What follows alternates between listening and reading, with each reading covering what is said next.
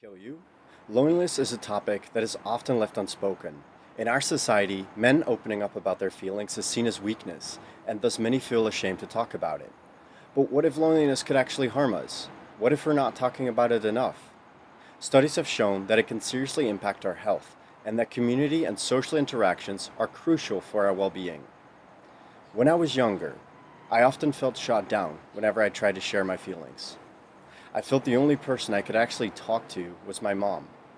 The stoic Dutch culture I grew up in, the military, and my teenage years all seemed to teach me one lesson.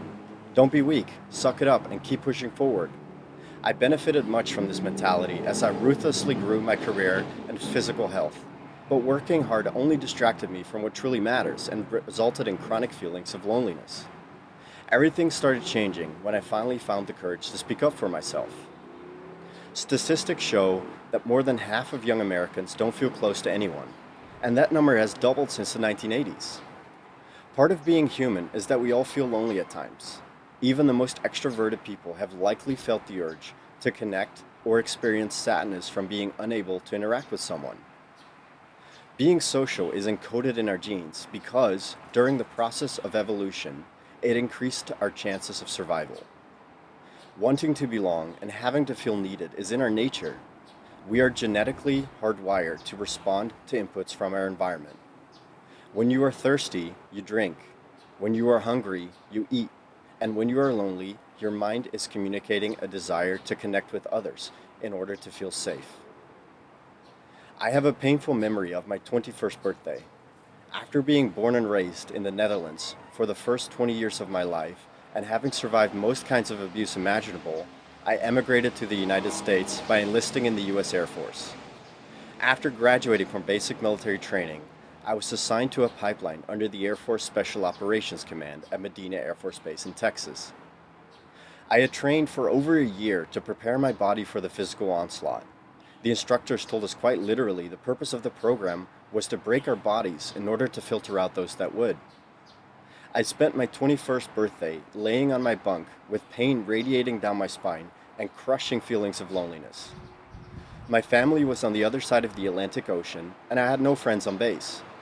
I slowly started losing hope for my future and, more importantly, trust in my body.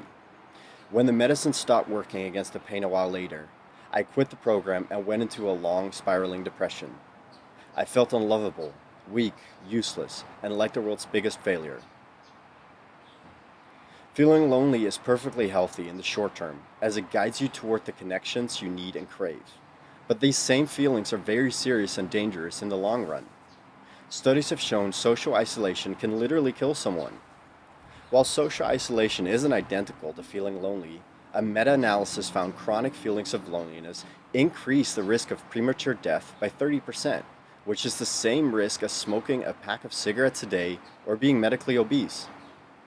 Yet another study points out that socially isolated patients with heart conditions were 3.5 times more likely to die than their counterparts with similar conditions but with solid support networks. Patients with fewer social interactions were also more likely to be hospitalized and visited their doctors more frequently. Because the human species evolved to live in groups and depend on one another, being alone makes you more sensitive to threats. Research has shown loneliness is directly correlated to how we process threatening information and stimuli in our brain, suggesting that loneliness puts your body on red alert.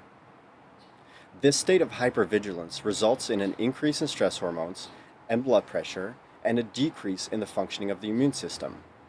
Social exclusion also activates the same brain regions as hunger and pain. Therefore, loneliness quite literally hurts you. We also become more sensitive to adverse events and more aggressive. You may experience daily troubles as more stressful than you typically would. When you feel lonely, your brain is more susceptible to depressive symptoms, and your ability to self-regulate is decreased. That is why you may become more irritable and impulsive, with periods of fragmented sleep.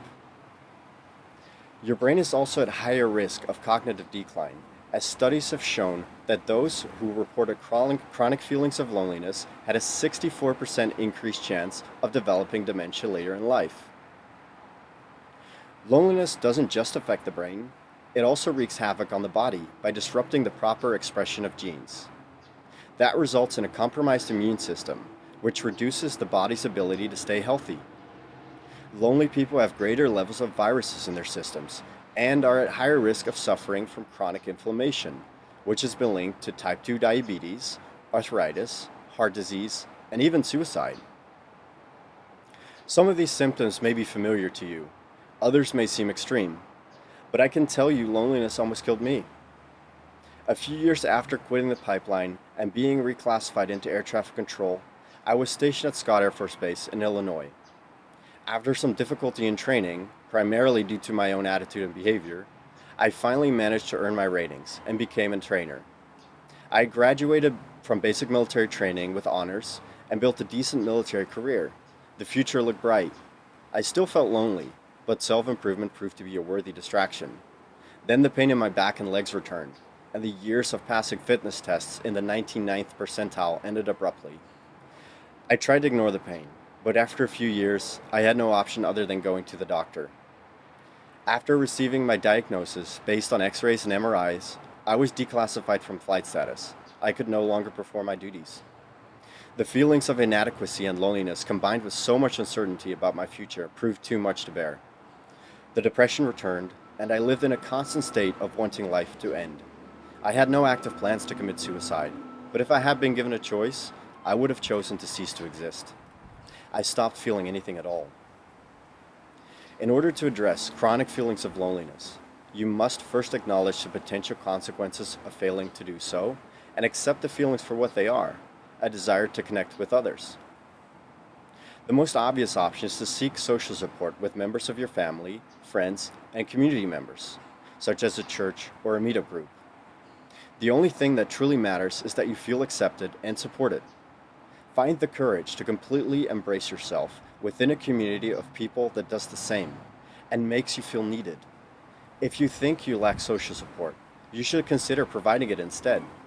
Research has shown giving social support may relieve just as much stress as receiving it, and doing so will lay the foundation for future relationships. What helped me most, and what I urge you to do most, is to talk about your feelings with people who have earned your trust. Men especially are less likely to talk because we are taught that showing vulnerability is weakness. In my past, loneliness and nihilism were frequent companions. My damaging beliefs about myself held me back from truly connecting with others, and I felt as though my body was in a perpetual state of flight or fight. Due to my experiences in life, reaching out for help wasn't an option. The moment change truly showed in my life was when I started to implement balance. At this point, I had put in a good bit of effort to grow my friendships by being a good friend and providing support whenever those close to me needed it. Instead of isolating myself, I started reaching out when I least felt like it. I was in awe of the responses I received. Friends made me feel seen and heard. When you feel lonely, reach out and talk to someone. Their response might just surprise you. If you don't have anyone you feel comfortable reaching out to, I welcome you to send me a message.